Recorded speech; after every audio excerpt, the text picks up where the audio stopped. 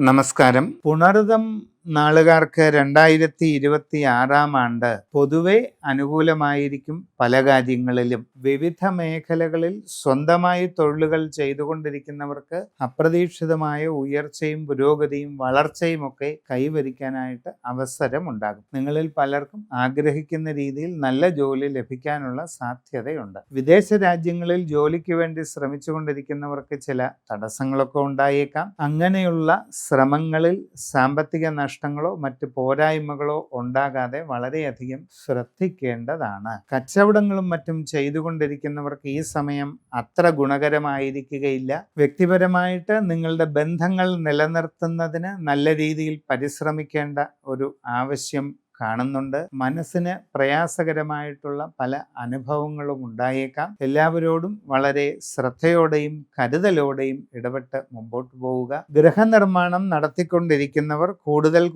ശ്രദ്ധ വെച്ചു പുലർത്തേണ്ടത് ആവശ്യമാണ്. നിങ്ങളുടെ ജീവിതത്തിൽ അപ്രതീക്ഷിതമായ ചില വഴിത്തിരിവുകളുടെ ഒരു കാലഘട്ടം തന്നെയാണ് ഇത്.